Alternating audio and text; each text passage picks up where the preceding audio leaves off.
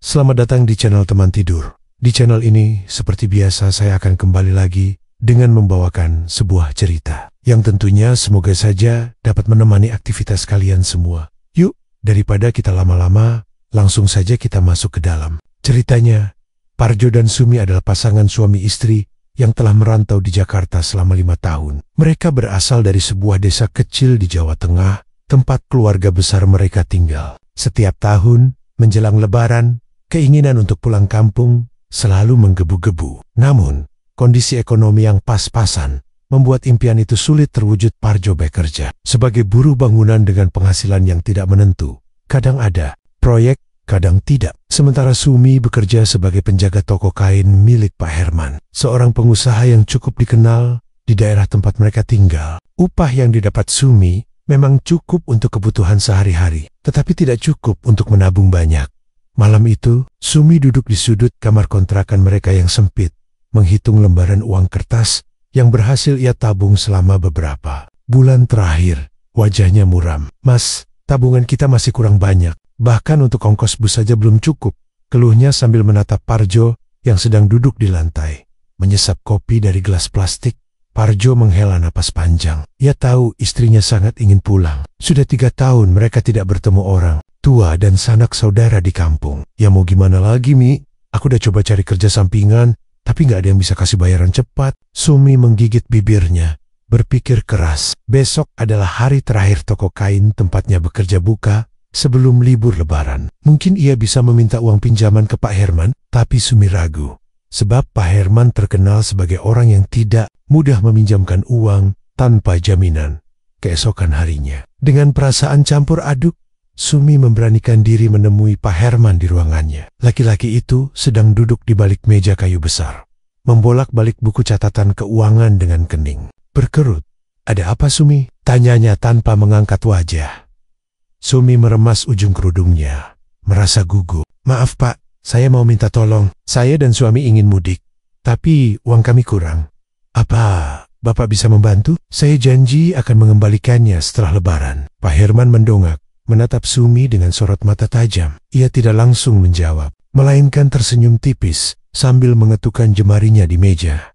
"Kamu ingin pinjam uang? Bisa, tapi ada satu syarat." Sumi menelan ludah. "Syarat apa, Pak?" Pak Herman membuka laci mejanya dan mengeluarkan sebuah kain hitam yang terlipat rapi. Ia meletakkannya di atas meja, lalu mendorongnya ke arah Sumi. "Bawa ini selama perjalanan. Jangan dibuka. Jangan disentuh kecuali saat kamu sudah sampai di kampung. Sesampainya di sana, kuburkan kain ini di bawah pohon besar dekat rumahmu.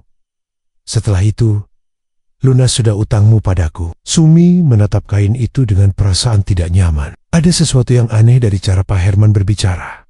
Seolah kain hitam itu lebih dari sekadar kain biasa. Tapi ia tak punya banyak pilihan. Jika ia menolak, maka mereka harus mengubur impian mudik mereka tahun ini. Dengan tangan gemetar, Sumi mengambil kain hitam itu dan memasukkannya ke dalam tasnya. "Terima kasih, Pak. Saya akan melakukan seperti yang Bapak minta." Pak Herman tersenyum lebar, tetapi tatapan matanya tetap dingin. "Bagus. Selamat mudik, Sumi." Malam harinya, Sumi bercerita kepada Parjo tentang bantuan dari Pak Herman. Parjo mengernyit curiga. "Kain hitam, buat apa? Kok aneh banget syaratnya?" "Aku juga nggak tahu, Mas. Tapi aku udah janji sama Pak Herman. Gak ada salahnya kita turuti saja," jawab Sumi, berusaha mengabaikan perasaan tidak enak yang mulai merayapi pikirannya. Parjo masih merasa ragu, tetapi melihat kegembiraan di wajah istrinya, ia akhirnya mengalah. "Ya udah, yang penting kita bisa pulang." Keesokan harinya, mereka berangkat ke terminal dengan perasaan campur aduk. Bus malam yang akan membawa mereka ke kampung sudah siap berangkat. Sumi duduk sambil mendekap tasnya erat-erat, memastikan kain hitam itu tetap aman di dalamnya. Perjalanan panjang pun dimulai. Namun, siapa sangka, perjalanan yang mereka impikan selama ini justru akan berubah menjadi awal dari sebuah mimpi buruk. Malam itu, terminal bus penuh sesak dengan para perantau yang ingin pulang ke kampung halaman. Wajah-wajah lelah bercampur dengan ekspresi bahagia, berharap bisa segera berkumpul dengan keluarga di desa. Parjo dan Sumi berdiri di antara kerumunan, membawa satu koper kecil dan tas yang berisi kain hitam pemberian Pak Herman. "Mas, Kita duduk di bangku nomor berapa? Tanya Sumi, menggenggam tiketnya erat. Nomor 17 dan 80. Dekat jendela, jawab Parjo sambil menarik koper mereka menaiki bus. Begitu mereka masuk, hawa di dalam bus terasa berbeda. Udara terasa lebih dingin dari biasanya. Meskipun AC bus tidak terlalu kencang, beberapa penumpang terlihat gelisah, seolah mereka juga merasakan sesuatu yang aneh. Parjo dan Sumi duduk di kursi mereka, dan bus pun mulai bergerak perlahan meninggalkan terminal. Perjalanan awal terasa normal. Parjo menyandarkan kepalanya ke jendela, sementara Sumi sibuk mengecek isi tasnya, memastikan kain hitam masih tersimpan rapi. Namun, semakin jauh bus melaju, suasana berubah menjadi semakin mencekam.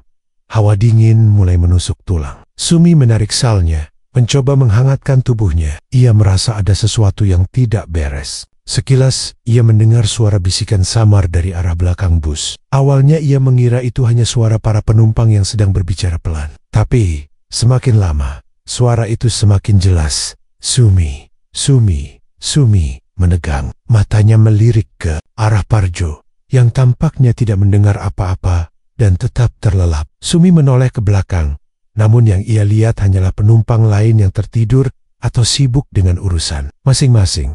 Jantungnya berdegup kencang. Ia mencoba mengabaikan suara itu dan memejamkan mata, berharap bisa tidur dan melupakan perasaan tidak enak ini. Namun, beberapa menit kemudian, ia merasakan sesuatu yang jauh lebih aneh. Dari sudut matanya, ia melihat bayangan hitam melintas di luar jendela bus. Bayangan itu bergerak cepat, seolah mengikuti laju kendaraan. Dengan tangan gemetar Sumi mencubit lengan Parjo. Mas bangun." Parjo mengerjap, lalu menguap lebar. "Ada apa, Mi?" "Aku lihat sesuatu di luar," bisik Sumi. Suaranya terdengar ketakutan. Parjo menoleh ke jendela. Namun yang ia lihat hanyalah kegelapan malam dan pepohonan yang berkelebat cepat karena kecepatan bus. "Gak ada apa-apa, Mi. Mungkin kamu ngantuk." Sumi menggeleng. Perasaannya semakin tidak enak. Ia mulai merasa tubuhnya lemas, seolah ada sesuatu yang menyedot energinya. Tangannya yang tadi mencubit Parjo, kini terasa dingin, dan dadanya berdebar tak karuan. Beberapa menit kemudian, bisik tadi terdengar samar semakin jelas. Kali ini bukan hanya namanya yang dipanggil, tapi ada suara-suara lain yang terdengar seperti ratapan. Seperti suara orang menangis pelan, merintih kesakitan. Sumi menutup telinganya, tetapi suara itu tetap menggema di kepalanya. "Mas, aku nggak enough pain. Aku merasa lemas," bisiknya dengan suara bergetar. Parjo menggenggam tangan istrinya yang kini terasa sangat dingin. "Kamu sakit? Mau aku carikan air?" Sumi hanya menggeleng. Ia tahu, ini bukan sakit biasa. Ada sesuatu yang salah. Sangat salah. Tiba-tiba, lampu di dalam bus berkedip-kedip. Beberapa penumpang mulai terbangun, bertanya-tanya apa yang sedang terjadi. Suasana di dalam bus semakin mencekam. Sopir tampak berbicara dengan kernet, terlihat panik. Sumi semakin sulit bernapas. Rasanya ada sesuatu yang menekan dadanya. Dalam kepanikan, tangannya meraba tasnya, dan tanpa sadar menyentuh kain hitam pemberian Pak Herman. Begitu jarinya menyentuh kain itu, kepalanya langsung terasa pusing. Ia merasa seperti tersedot ke dalam kegelapan. Di saat yang sama, bus tiba-tiba berguncang hebat. Beberapa penumpang berteriak kaget. "Astagfirullah, kenapa ini?" teriak seseorang di barisan depan. Parjo memeluk Sumi erat, mencoba menenangkan istrinya yang kini terlihat semakin pucat. Keringat dingin membanjiri wajahnya. Matanya menatap kosong ke arah depan bus. Tiba-tiba terdengar suara jeritan keras dari kursi belakang. Seorang ibu-ibu menjerit sambil menunjuk keluar jendela. "Ada yang mengikuti kita.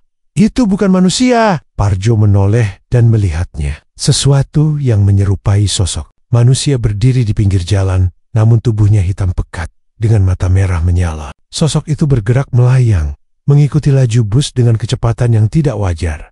Seisi bus langsung panik. Beberapa orang mulai membaca doa, sementara yang lain memejamkan mata dan merapatkan diri di kursi mereka. Sopir berusaha tetap tenang, tetapi tangan yang menggenggam kemudi tampak gemetar. "Ini nggak beres," gumamnya. Parjo menoleh ke arah Sumi yang kini semakin lemah. Napasnya tersengal-sengal, dan matanya mulai terpejam. "Mi, bertahan ya Mi," seru Parjo, mengguncang tubuh istrinya. Namun, Sumi tak lagi merespons. Tubuhnya semakin dingin. Parjo menatap tas istrinya yang masih terbuka, dan melihat sekilas kain hitam di dalamnya. Tanpa berpikir panjang, ia segera merogoh kain itu dan mengeluarkannya. Kain itu terasa berat dan dingin di tangannya. Saat Parjo menatap lebih dekat, samar-samar ia melihat ada simbol aneh yang terjahit di permukaan kain tersebut. Seperti raja kuno. Tiba-tiba, suara tawa pelan terdengar di telinganya. Kalian tidak akan sampai. Hahaha. Parjo membelalakkan mata. Ia menoleh ke arah jendela, dan sosok hitam itu kini tepat di samping bus, menatapnya dengan senyum menyeramkan. Saat itulah, bus tiba-tiba oleng ke kiri dan berbelok dengan kecepatan tinggi. Beberapa penumpang menjerit ketakutan. Ya Allah! Busnya kehilangan kendali. Seseorang berteriak. Parjo memeluk Sumi sekuat tenaga. Dalam hitungan detik, terdengar suara dentuman keras. Bus terguling. Kegelapan pun menyelimuti segalanya. Bus yang ditumpangi Parjo dan Sumi melaju di jalanan yang semakin sunyi dan gelap. Hanya sesekali lampu kendaraan dari arah berlawanan menerangi kegelapan malam. Parjo merasa ada yang aneh. Bukan hanya karena hawa dingin yang terasa menusuk meski AC di dalam bus tidak begitu kuat, tetapi juga suasana yang begitu mencekam. Tiba-tiba, bus bergetar hebat, seolah melewati jalan yang bergelombang. Seorang penumpang di belakang berteriak, "Pak sopir, hati-hati!" Namun, belum sempat sopir merespons, bus tiba-tiba kehilangan kendali dari kursinya. Parjo melihat ke depan. Mata sopir membelalak. Kedua tangannya gemetar memegang kemudi. "Remnya blong!" teriak sopir dengan wajah panik. Bus melaju makin cepat. Di jalan yang berkelok-kelok, para penumpang menjerit ketakutan. Beberapa mulai membaca doa. Sementara yang lain hanya bisa menangis. Parjo menoleh ke Sumi yang duduk di sampingnya. Wajah istrinya pucat. Matanya setengah tertutup siala sidang. Kehilangan tenaga. "Sumi, kamu nggak apa-apa?" tanya Parjo cemas, mengguncang tubuh istrinya. Namun, Sumi hanya bisa menggeleng lemah. Bus makin tak terkendali. Jalan di depan menurun curam. Dengan jurang menganga di sisi kiri, sang sopir berusaha keras menghindari tabrakan dengan kendaraan lain. Tetapi bus justru semakin liar. Tiba-tiba, sebuah bayangan hitam melintas di depan. Beberapa penumpang menjerit, mengatakan bahwa mereka melihat sosok wanita berdiri di tengah jalan dengan gaun hitam panjang. "Hantu! Hantu!" teriak seorang ibu di belakang. Bus mendadak berbelok tajam ke kanan, lalu ke kiri, sebelum akhirnya menghantam pagar pembatas jalan. Kaca depan pecah.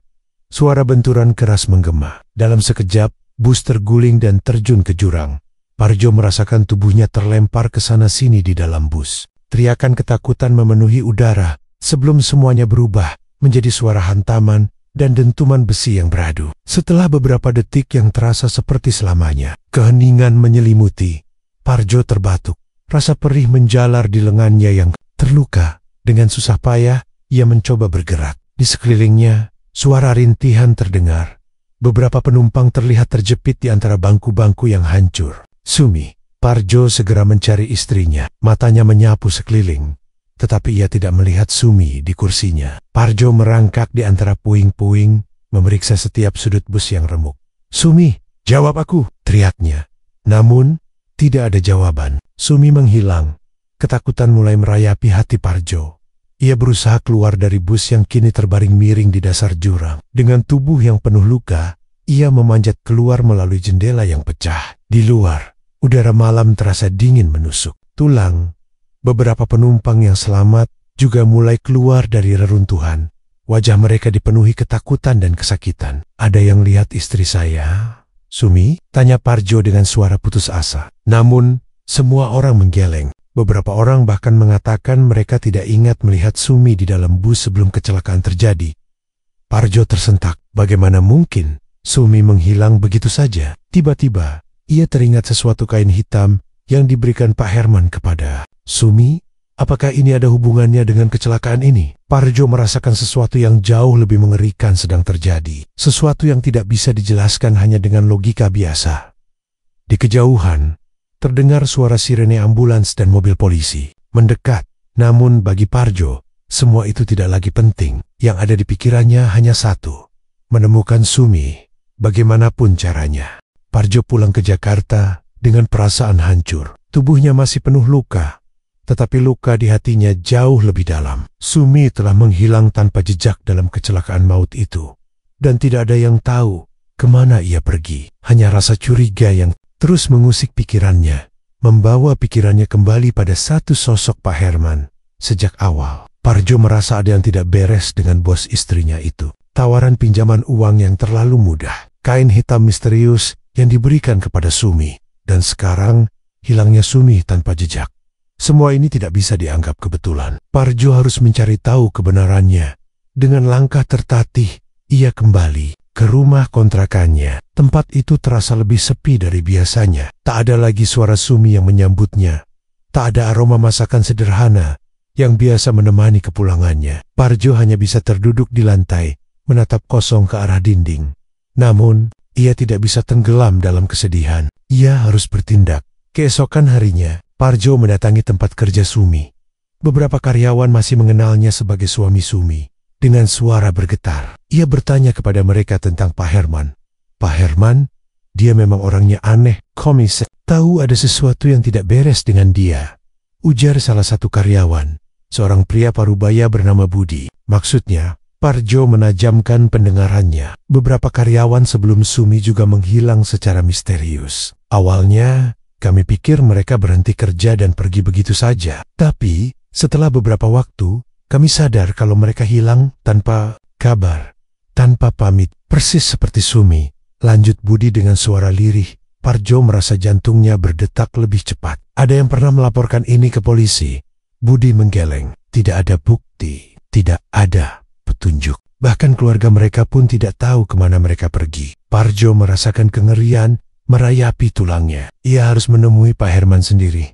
Malam itu, Parjo nekat pergi ke rumah Pak Herman. Ia menunggu hingga suasana sepi, lalu mengendap-endap di sekitar rumah besar itu. Rumah itu tampak lebih menyeramkan dari biasanya, dengan cahaya redup yang hanya berasal dari beberapa lampu di teras. Saat ia mendekat, terdengar suara aneh dari dalam rumah. Sebuah bisikan, atau mungkin doa dalam bahasa yang tidak ia mengerti. Parjo menempelkan telinganya ke dinding dan mendengar suara Pak Herman berbicara.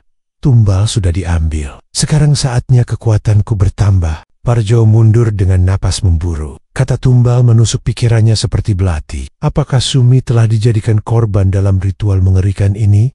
Tiba-tiba, suara langkah kaki mendekat. Parjo segera bersembunyi di balik semak-semak. Dari celah-celah dedaunan, ia melihat Pak Herman keluar dari rumah, mengenakan jubah hitam panjang. Ia membawa sebuah mangkuk besar berisi cairan merah pekat yang menyerupai darah.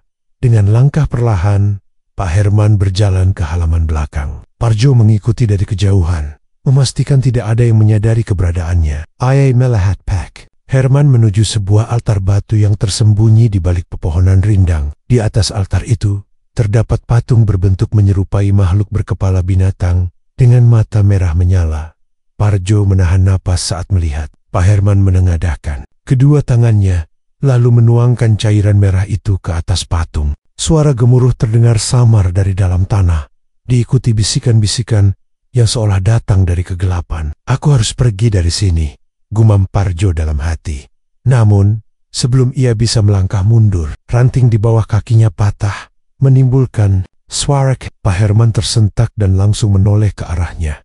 Siapa di sana? Seru Pak Herman dengan suara tajam. Parjo menahan napas, berharap kegelapan malam menyembunyikannya. Tapi Pak Herman sudah berjalan mendekat. Mata pria itu bersinar aneh dalam gelap, seolah mampu melihat sesuatu yang tidak kasat mata. Parjo tidak punya pilihan lain. Ia berlari sekuat tenaga meninggalkan tempat itu, sementara Pak Herman berteriak di belakangnya. Kau tidak akan bisa lari dari ini, Parjo! Parjo terus berlari tanpa menoleh. Ia tahu, kini ia berhadapan dengan sesuatu yang jauh lebih mengerikan daripada yang pernah ia bayangkan. Sesuatu yang mungkin telah mengambil Sumi darinya. Malam itu, Parjo sadar bahwa ia tidak hanya kehilangan istrinya, ia telah terseret dalam kengerian yang lebih besar. Dan Pak Herman bukanlah manusia biasa. Misteri ini harus ia pecahkan sebelum semuanya terlambat. Sejak malam itu, hidup Parjo tak pernah sama lagi. Ia dihantui mimpi buruk yang terasa begitu nyata. Setiap kali memejamkan mata, ia melihat Sumi berdiri di tengah kabut. Wajahnya pucat dan matanya kosong. Bibirnya bergerak seolah ingin mengatakan sesuatu, tetapi suaranya seperti tertelan oleh keheningan. Parjo, tolong aku. Bisikan itu terdengar lirih, namun cukup jelas untuk membuat Parjo terbangun dengan tubuh basah oleh keringat. Setiap malam, mimpi yang sama kembali. Parjo melihat Sumi dalam keadaan yang semakin mengenaskan. Tubuhnya kurus kering, pakaiannya compang-camping, dan kulitnya penuh luka lebam. Parjo tahu, ini bukan sekadar bunga tidur. Ada sesuatu yang ingin disampaikan Sumi kepadanya. Tak hanya dalam mimpi, keanehan mulai terjadi di sekitar kantor Pak Herman. Beberapa karyawan melaporkan melihat bayangan hitam yang berkeliaran di lorong saat malam. Beberapa lainnya mengaku mendengar suara perempuan menangis di gudang belakang. Kemarin saya pulang lembur, saya lihat ada perempuan berdiri di dekat jendela ruangan Pak Herman, kata salah seorang pegawai bernama Rina kepada teman-temannya. Perempuan? Siapa? Tanya pegawai lain dengan penasaran. Saya nggak tahu. Wahanya nggak kelihatan jelas, tapi rambutnya panjang dan berantakan. Begitu saya berkedip, dia langsung hilang. Rina bergidik ngeri saat menceritakan pengalamannya. Desas-desus itu semakin berkembang. Orang-orang mulai percaya bahwa kantor Pak Herman dihantui oleh arwah Sumi. Bahkan ada beberapa pegawai yang memilih untuk berhenti bekerja karena ketakutan.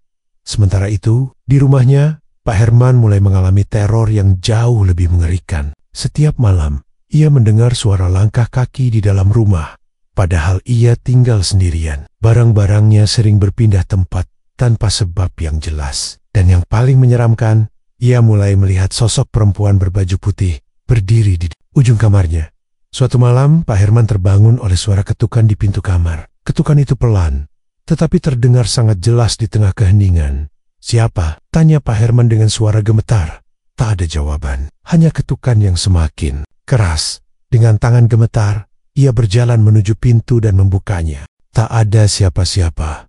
Namun, ketika ia berbalik di depan cermin besar di kamarnya, ia melihat bayangan seorang wanita berdiri di belakangnya. Wajahnya penuh luka, matanya kosong, dan bibirnya bergetar seolah ingin mengatakan sesuatu.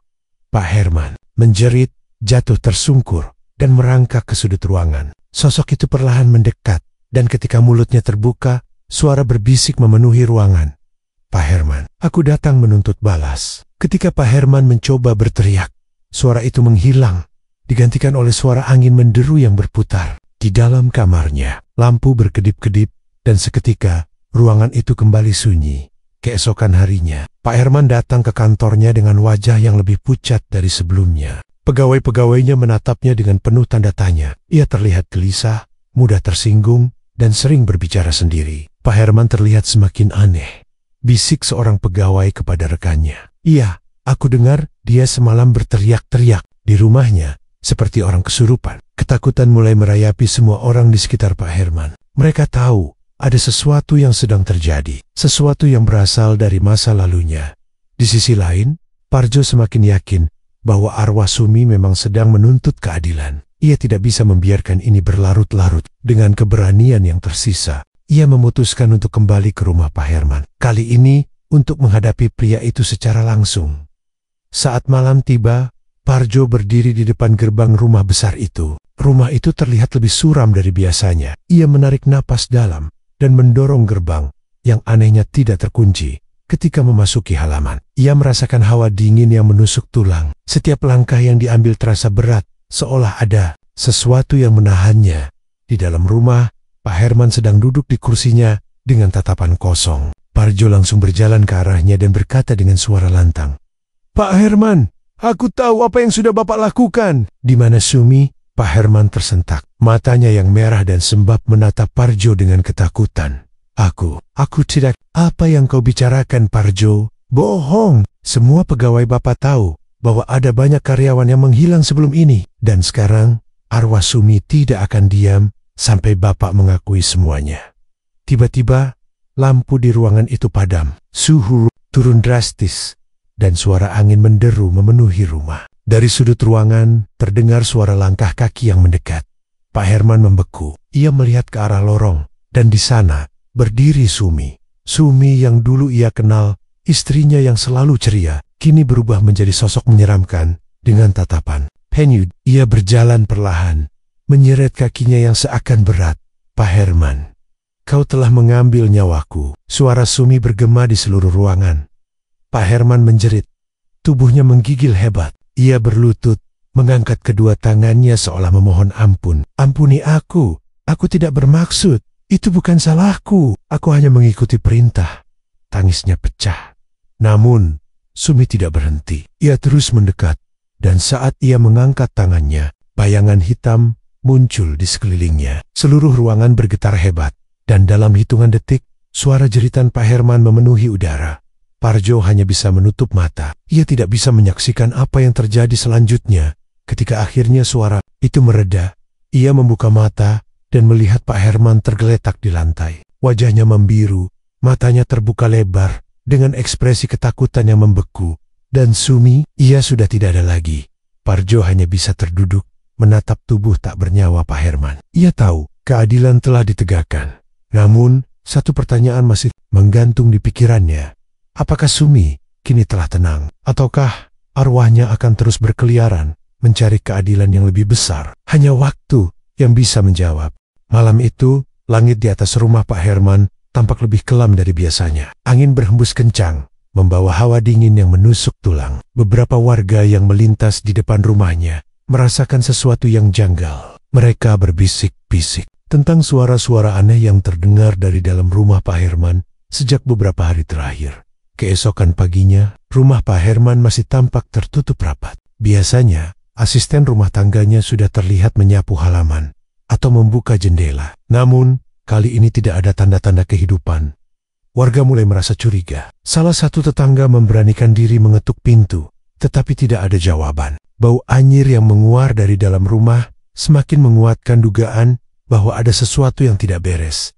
Akhirnya, warga melaporkan kejadian itu ke pihak berwenang. Setelah beberapa saat, polisi datang dan mendobrak pintu rumah Pak Herman. Begitu pintu terbuka, bau busuk langsung menyeruak, membuat beberapa orang yang hadir menutup hidung. Mereka melangkah masuk dengan hati-hati, menelusuri setiap sudut rumah.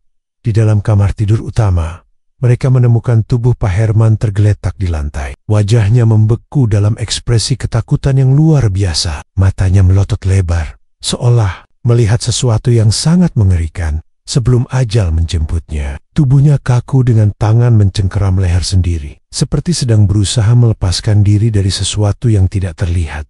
Di sekitar tubuhnya, terdapat bercak darah yang membentuk pola aneh. Polisi dan warga yang menyaksikan kejadian itu hanya bisa saling berpandangan, tidak tahu harus berkata apa. Salah satu petugas menemukan secari kertas lusuh di dekat tubuh Pak Herman. Kertas itu berisi tulisan dengan tinta merah yang tampak berantakan.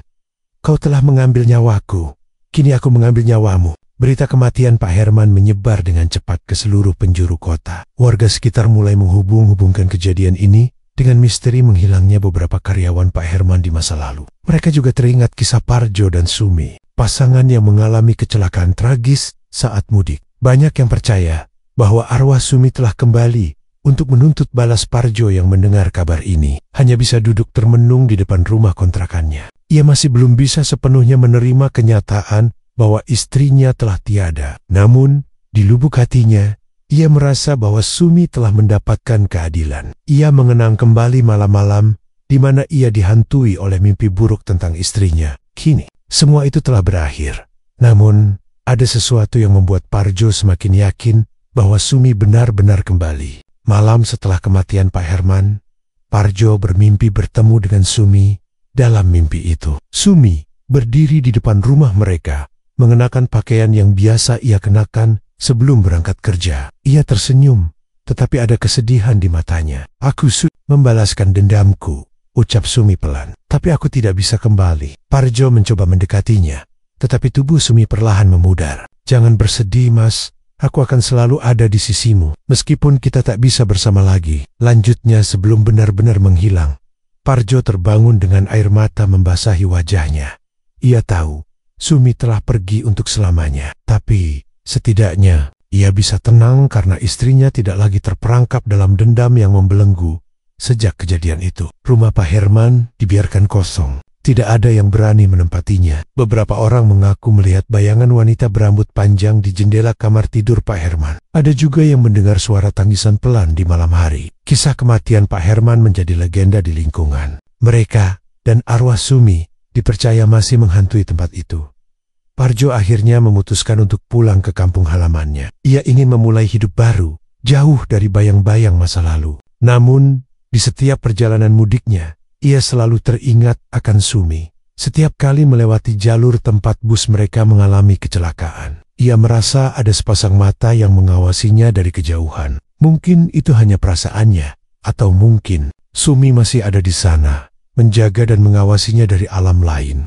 Sejak kejadian tragis yang menimpa Sumi dan kecelakaan bus yang merenggut banyak nyawa, jalur bus tersebut menjadi legenda menakutkan di kalangan para pemudik. Cerita tentang penampakan pasangan suami istri yang berdiri di pinggir jalan menjadi perbincangan hangat di setiap musim mudik. Sopir bus yang sering melewati jalur tersebut mengaku pernah melihat sosok laki-laki dan perempuan berdiri di tengah jalan saat malam tiba. Mereka terlihat seperti pemudik yang menunggu tumpangan. Namun, saat bus mendekat, keduanya menghilang begitu saja. Ada pula yang mendengar suara tangisan perempuan di dalam bus, meski tak ada penumpang yang menangis. Parjo, yang kini hidup dalam kesedihan mendalam, mendengar kabar tersebut dan merasa semakin bersalah. Ia tahu bahwa istrinya menjadi bagian dari legenda menakutkan itu. Setiap kali ia mencoba melupakan tragedi yang terjadi, cerita-cerita seram dari para pemudik selalu mengingatkannya pada malam mengerikan itu. Mitos tentang tumbal lebaran semakin menyebar, bahkan menjadi pembicaraan di media lokal. Banyak yang percaya bahwa arwah Sumi dan para korban kecelakaan masih gentayangan, menunggu keadilan yang sesungguhnya. Sebagian warga sekitar jalur maut itu mengadakan ritual doa bersama di pinggir jalan setiap menjelang musim mudik. Mereka berharap arwah para korban mendapatkan ketenangan. Namun, setiap tahun, kejadian aneh tetap saja terjadi. Ada bus yang tiba-tiba mesinnya mati di jalur tersebut.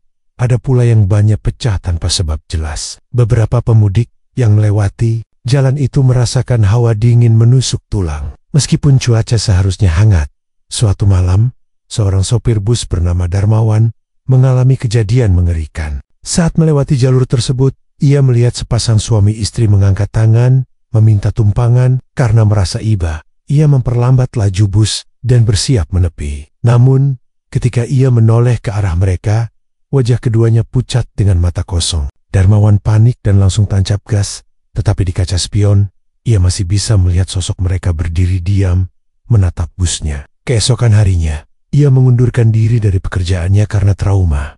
Kisah ini semakin memperkuat mitos bahwa jalur itu banyak pemudik yang memilih rute lain, meskipun lebih jauh, demi menghindari kemungkinan bertemu dengan penampakan. Para sopir bus pun enggan membicarakan pengalaman mereka, takut mengundang kesialan. Namun, bagi yang pernah mengalaminya, kisah ini menjadi bukti bahwa tragedi malam itu masih menyisakan luka yang tak bisa disembuhkan.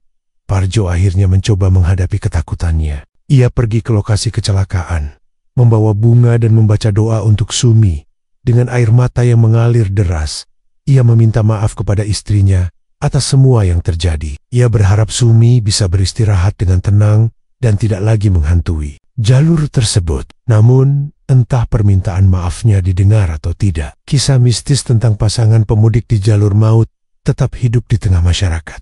Seiring waktu, mitos ini berubah menjadi legenda turun-temurun. Anak-anak muda yang hendak mudik selalu diingatkan untuk berhati-hati dan tidak sembarangan saat melewati jalur itu. Jika bertemu dengan pasangan yang meminta tumpangan, lebih baik berdoa dalam hati dan jangan pernah berhenti. Kutukan itu tetap ada, dan bagi yang percaya, setiap musim mudik, pasangan itu masih berdiri di pinggir jalan, menunggu seseorang yang bersedia membawa mereka pulang.